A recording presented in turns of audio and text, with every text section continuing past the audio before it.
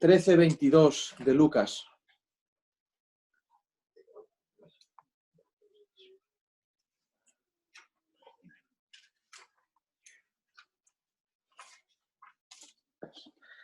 Y voy a leer en el nombre del Señor. Pasaba Jesús por ciudades y aldeas, enseñando y encaminándose a Jerusalén. Y alguien le dijo: Señor, ¿son pocos los que se salvan? Y él les dijo: esforzaos a entrar por la puerta angosta, porque os digo que muchos procurarán entrar y no podrán. Después que el padre de familia se haya levantado y cerrando la puerta y estando fuera empecéis a llamar a la puerta diciendo: Señor, Señor, ábrenos. Él respondiendo dirá: no sé de dónde sois. Entonces comenzaréis a decir: delante de ti hemos comido y bebido, y en nuestras plazas enseñaste. Pero os dirá: os digo que no sé de dónde sois, apartaos de mí todos vosotros, hacedores de maldad. Allí será el llanto y el crujir de dientes, cuando veáis a Abraham, a Isaac, a Jacob y a todos los profetas en el reino de Dios, y vosotros estéis excluidos. Voy a repetir dos textos, o tres. El 22 al 24. Pasaba Jesús por ciudades y aldeas enseñando y encaminándose a Jerusalén. Y alguien le dijo: Señor, ¿son pocos los que se salvan? Y él les dijo: esforzaos a entrar por la puerta angosta, porque os digo que muchos procurarán entrar y no podrán. Amén a la palabra del Señor. Amén a la palabra del Señor. Hermanos, os tengo que decir que yo de esto fui enseñado. Y esta porción de la palabra del Señor cambió mi vida. Repito, empezó mi regeneración en base a esto. El texto que hemos leído en sí mismo, el capítulo 22, nos cuenta y nos dice que pasaba Jesús por ciudades y aldeas, enseñando y encaminándose a Jerusalén. Quiero tomar un par de minutos para deciros una verdad que para mí es fundamental. El Señor enseñaba por esas ciudades y aldeas, pero de una manera que describe la palabra. Enseñaba encaminándose a Jerusalén. Porque no hay ni existe otra manera de enseñar. La enseñanza no será verdadera si el predicador no está encaminándose a Jerusalén. La enseñanza no será verdadera si el pastor que enseña no se encamina a Jerusalén. La enseñanza quedará en nada si aquellos que enseñamos no tenemos en el corazón el encaminarnos a Jerusalén. Y el encaminarse a Jerusalén no es coger un vuelo de una compañía, ir a Jerusalén, visitar la ciudad y ya está. No va de eso. El encaminarse a Jerusalén significa de que el Señor enseñaba con la mira de darse en la cruz. Los que lo creáis, decid amén. Amén. Voy a repetirlo. El Señor enseñaba y su enseñanza era eficaz con testimonio, porque enseñaba con la mira de ir a la cruz, encaminándose a Jerusalén. Esa es la enseñanza verdadera. Y quien no enseña así no es un siervo verdadero del Señor. No existe tal cosa como un pastor, un predicador, alguien que sirva al Señor en la enseñanza, que sea verdadero si su corazón no está en morir en una cruz. Si en su corazón no está seguir los pasos del Maestro. Pero gracias al Señor y a Dios gracias por tener a estos hombres de Dios en medio nuestro que predican y enseñan por las ciudades y aldeas, amén, encaminándose a Jerusalén. Amén. Hay un texto que dice que el Señor afirmó su rostro para ir a Jerusalén, porque sabía lo que le esperaba. Y hermano y hermana, escúchame, no solamente hablo de predicadores, sino también de padres de familia, es imposible convertir una casa si unos hijos no ven a un padre encaminándose a Jerusalén, afirmando su rostro hacia la cruz. A Dios gracias por los padres de familia que lo hacen. A Dios gracias por las madres que enseñan a sus hijos encaminándose a Jerusalén. El texto que a mí me cambió la vida es el siguiente. Repito, pasaba Jesús por ciudades y aldeas enseñando y encaminándose a Jerusalén.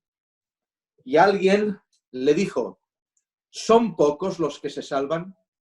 Y él les dijo, esforzaos a entrar por la puerta angosta, porque os digo que muchos procurarán entrar y no podrán. Déjenme hacerle esta pregunta, hermanos. ¿Por qué alguien le preguntó a Jesús si eran pocos los que se salvaban? La pregunta estuvo en este individuo.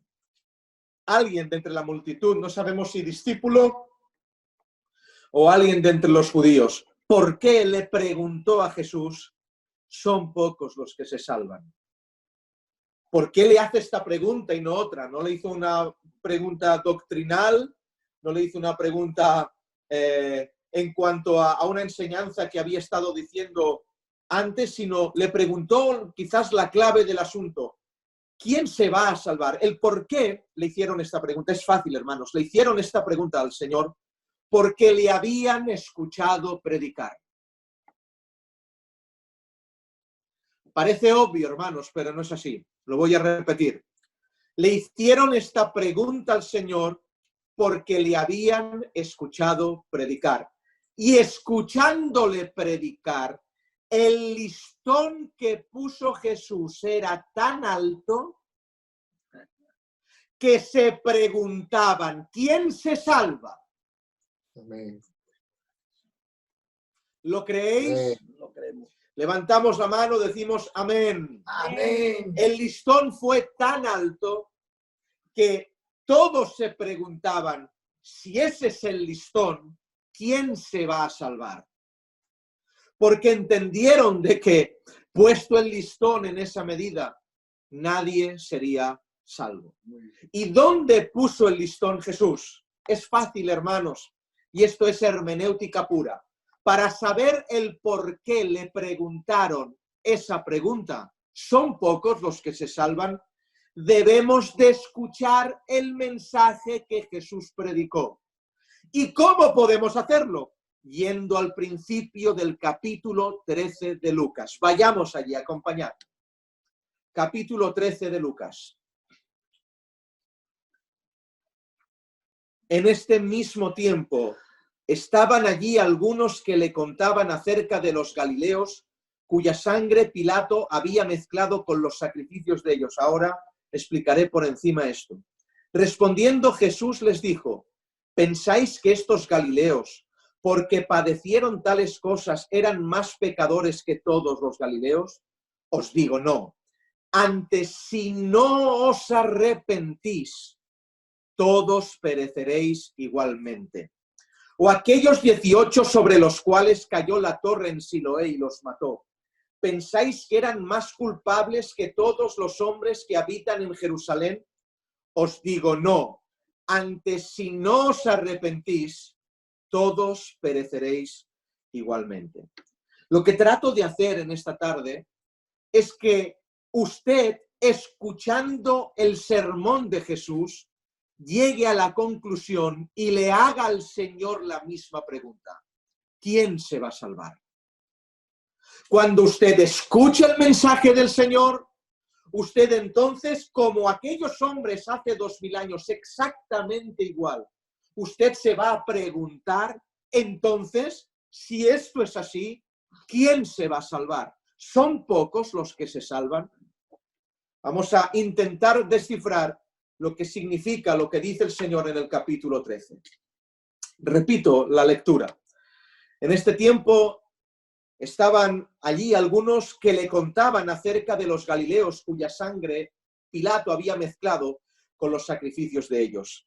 Nos cuentan los comentaristas de que el gobernador Poncio Pilato había mezclado la sangre con unos sacrificios, con una gente que creían muy culpable y creían que esos hombres galileos eran hombres que no eran hombres piadosos y por eso creían que les había enjuiciado Dios haciendo que Pilato mezclara la sangre con esos sacrificios. Pero Señor, fijaros, es muy importante esto. Habla y dice, ¿pensáis que estos galileos? ¿Estáis conmigo? Haced así con la cabeza. Voy a repetirlo. El Señor les contesta preguntando. Me encanta porque la mayoría de respuestas de Jesús son preguntas.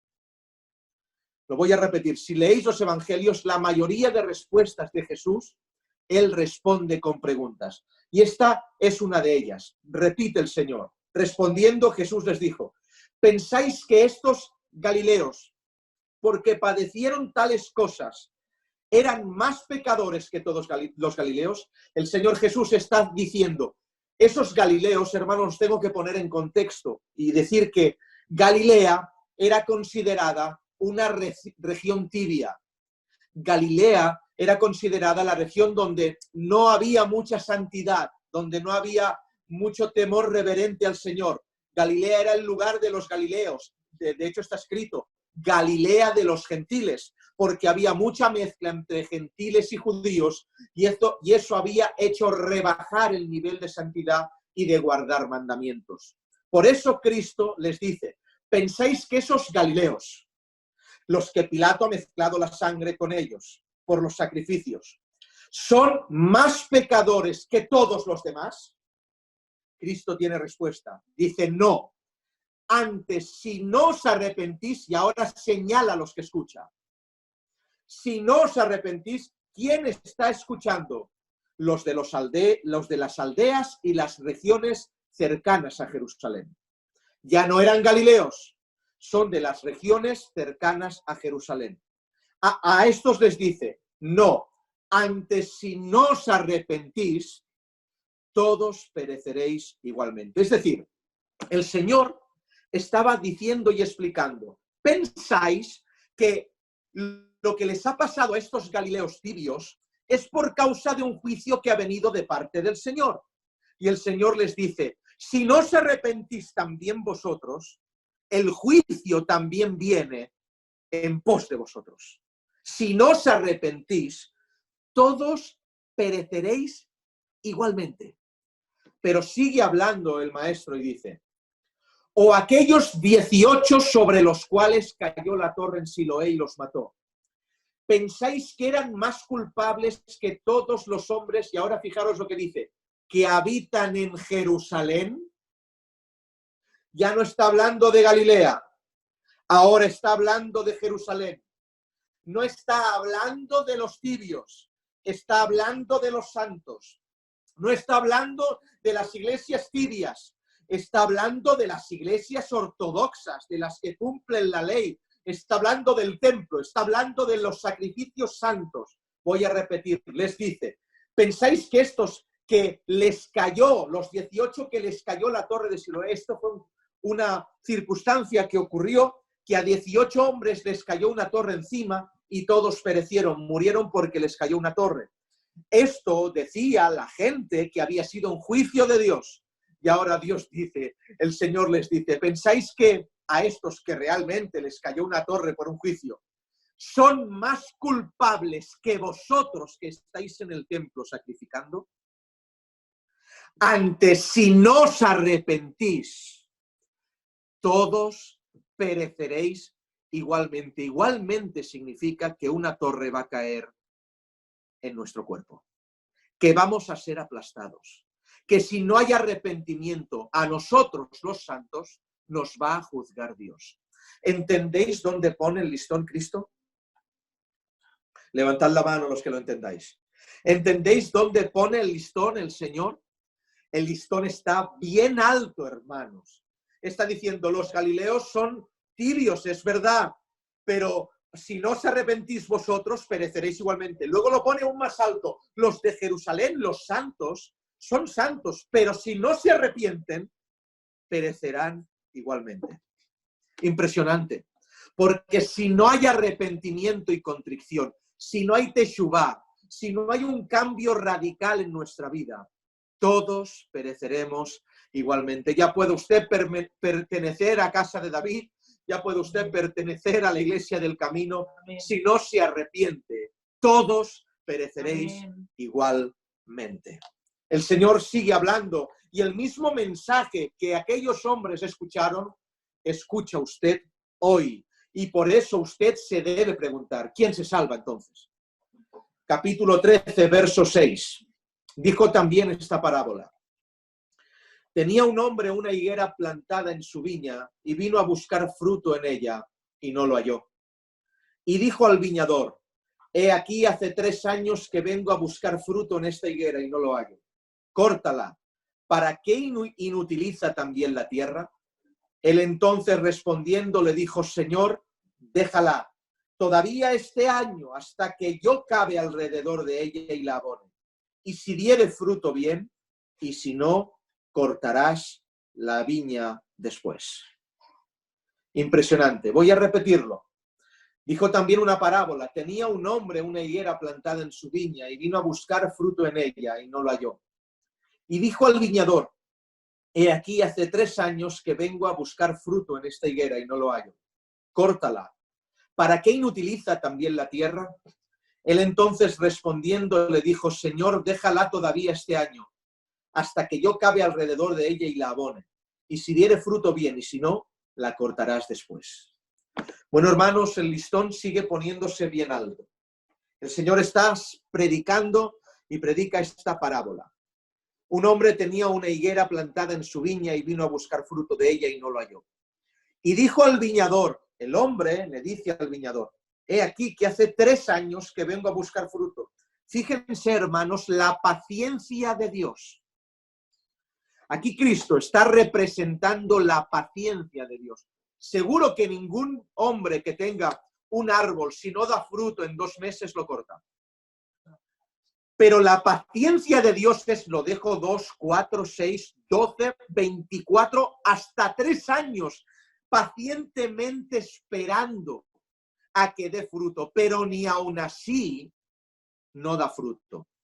El viñador le dice, espérate un año más. Fíjense la misericordia de Dios. Espérate un año más. Y si este año no da fruto, entonces después cortarás la higuera. Me impresiona mucho algo que quiero destacar para que os haga mucho bien. Cuando yo leí esta escritura y me fue enseñada, hay un detalle que llamó mucho la atención a mi alma. Cuando lo lees de carrerilla no te das cuenta, pero cuando uno se detiene y lo lee, es alucinante. ¿Qué detalle? ¿No os habéis fijado lo que dice el verso 6? Tenía un hombre una higuera plantada en su viña. Impresionante, lo voy a repetir. Tenía un hombre una higuera plantada en su viña. Hermanos, ¿saben qué significa esto? Miren, yo cuando me entregué al Señor y esta palabra me cambió, ya os digo que me fue enseñada, yo estaba trabajando con mi suegra en el mercado y cuando venimos de Hospitalet dels Infants y de Bonavista, pasamos por las viñas de Vilafranca del Penedès y de Sant Sadurní. Y cuando pasamos por delante de las viñas, si uno se para en una viña es una estructura uniforme, no hay desorden en nada. Todo es una viña, otra viña, otra viña, otra viña, bien aparcelado, todo perfecto. Y cuando yo leí esta escritura, me hizo alucinar porque ¿quién pondría una higuera en medio de una viña? Aleluya. Es imposible, hermanos. No hay nadie en el mundo que se le ocurra permitir que una higuera esté en una viña, y menos en medio. Pero Dios es tan misericordioso Amén. que permite que yo rompa el paisaje. Aleluya. Aleluya. Lo voy a repetir. Dios tiene tanta misericordia que permite que yo rompa el paisaje. Amén. Porque yo no soy como Miguel, que es viña. Yo no soy como Gabriel, que es viña. Yo no soy santo como el Señor, que es la viña verdadera. Yo soy, hermanos, pecador, Amén. hierro constantemente, pero permite el Señor que yo sea plantado en la tierra de su viña. Aleluya. Es tan misericordioso que lo permite. Sin embargo, lo permite con una condición. Escúchenme, hermanos de Casa de David, hermanos de otros lugares, hermanos de la Iglesia del Camino, hermanos de Málaga, de Córdoba. Usted y yo rompemos el paisaje. Así es. Los que lo crean, levanten la mano Amén. para testimonio al Señor y digan amén. Amén. Usted y yo rompemos el paisaje del Evangelio, no valemos para esto. Pero el Señor en su misericordia permite que una higuera como usted y como yo esté en medio de su viña, con una condición, solamente una condición. Muy bien. Vendrá el viñador cada año a ver si usted da fruto. Amén. Amén. Si usted da fruto, aunque rompa el paisaje, le permite estar sembrado en su tierra. A Él la gloria, Amén. a Él la honra y a Él la alabanza. Le voy a repetir, si usted da fruto, aunque rompa el paisaje, le permite el Señor estar en su parcela y en su tierra. Gloria a Dios por aquellos que permite el Señor estar Amén. rompiendo el paisaje. Gloria al Señor por cada uno de nosotros. Si bien, escuchad, hermanos míos, la intención del viñador es cortar la higuera. Porque no puede permitir que rompa el paisaje y aún así no dé fruto. Porque el que no diere fruto, y sigue el mensaje vigente, el árbol que no da buen fruto será cortado. Y como ya sabéis, tanto hablando de esta escritura que es principal entre nosotros y fundamental en nuestra teología, el árbol que no dé buen fruto será cortado. Y escribe el mismo Señor diciendo, es imposible que un árbol malo dé buenos frutos. Y es imposible que un árbol bueno dé malos frutos. Dice que es imposible, no puede ser. Así que si en su examen propio usted está dando malos frutos, significa que no está sembrado en su parcela.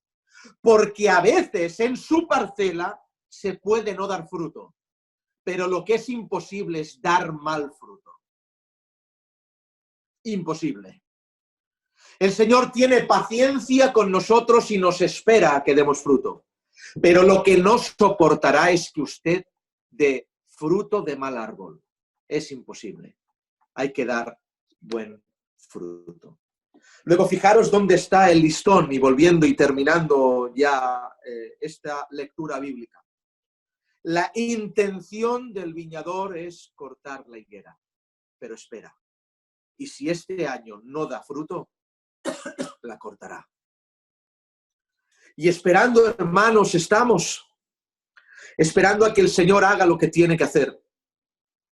¿Saben por qué? Porque las higueras que no dan fruto, al estar tanto tiempo sin dar fruto, inutilizan, como dice esta parábola, la tierra.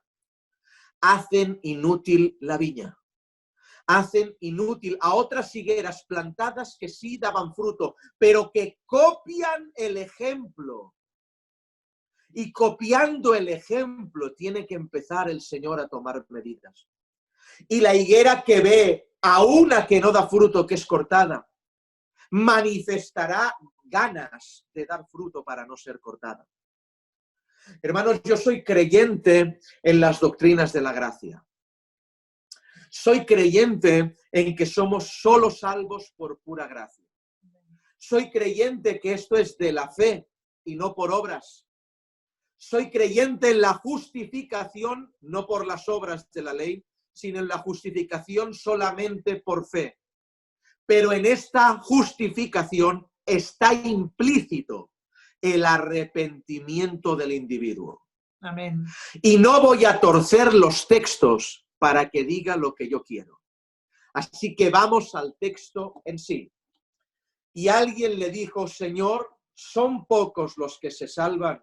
Y él les dijo, esforzaos a entrar por la puerta angosta, porque os digo que muchos procurarán entrar y no podrán. Hermanos, esta palabra no la dice Juan, esta palabra no la dice Pablo, esta palabra no la está predicando ningún ángel, esta palabra la está predicando quien sabe en todo momento quién será salvo y quién no.